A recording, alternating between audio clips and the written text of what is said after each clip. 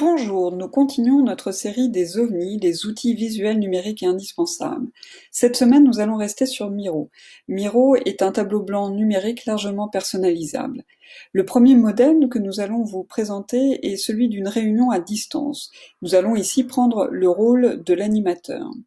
Pour ce faire, nous avons préparé 5 cadres à cette réunion, la réunion étant la sortie de crise du Covid-19. 5 cadres donc, le premier sur l'ordre du jour, le deuxième sur les actualités et le plan d'action, le troisième la priorisation des actions, le quatrième sur les retours, et enfin le cinquième la prise de notes. Si je regarde un peu plus en détail sur la présentation, vous avez le premier cadre sur l'ordre du jour, dans lequel vous avez des informations générales sur l'information de la réunion, et les participants avec les rôles que nous avons pu déléguer, Guillaume par exemple étant ici le maître du temps, tandis que Anne sera secrétaire. Vous retrouvez le détail de l'ordre du jour, les documents annexes qui auraient pu être transmis avant la réunion, sachant que les documents qui sont téléchargés depuis votre ordinateur ou d'autres drives sont dynamiques et vous pourriez faire passer l'ensemble des vignettes de vos pages. Nous avons ensuite préparé un autre cadre qui s'intitule Actualité et plan d'action, dans lequel nous avons par exemple voulu, sur le temps 1 d'actualité, mettre en avant les mesures de soutien aux entreprises, ainsi qu'une évolution du chiffre d'affaires de cette entreprise fictive.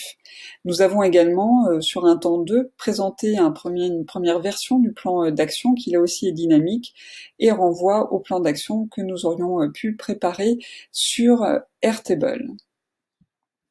Pour continuer, nous avons un troisième cadre qui va nous permettre en séance ensemble de prioriser l'ensemble des actions recensées dans notre plan d'action.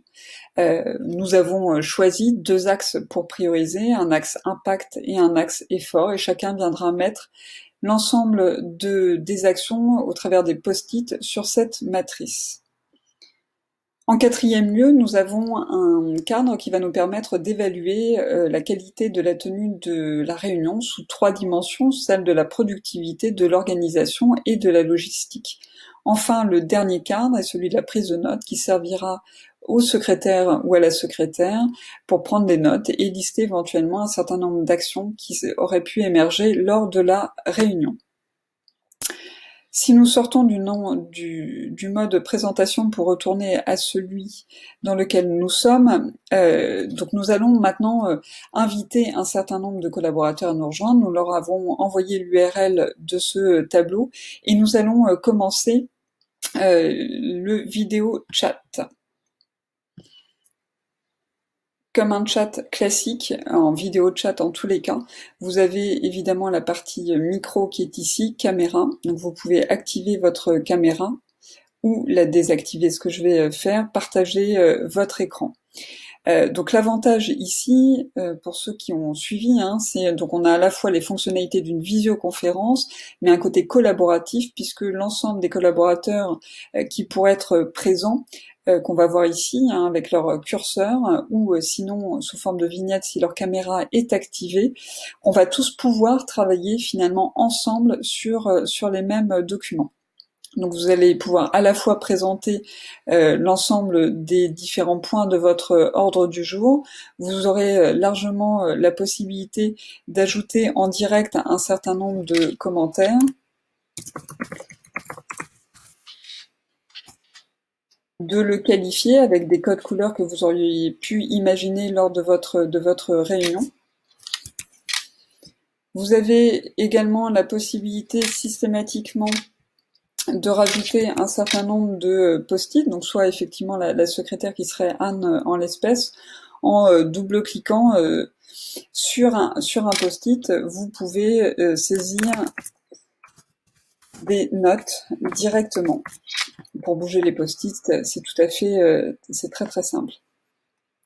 De la même manière, pour prioriser, vous pourriez saisir l'action numéro 1 et puis la positionner finalement sur votre matrice.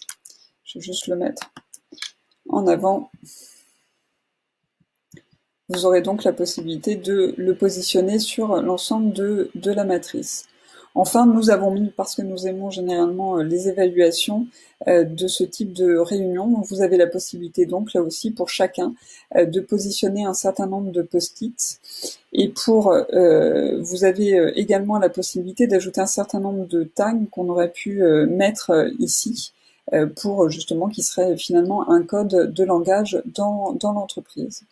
Donc voilà ce premier modèle d'une réunion à distance, donc qui permet à la fois au facilitateur, à l'animateur de préparer l'ensemble de ces points de l'ordre du jour en intégrant soit des documents type classique sur l'ensemble des formats numériques connus, ou alors même de pouvoir insérer du code et des vues plus dynamiques. Nous avons la possibilité, une fois que cette préparation est faite, d'être ensemble avec nos caméras ou pas, et en tous les cas de pouvoir commenter, chatter, prendre des notes en direct et parfois utiliser un certain nombre de matrices.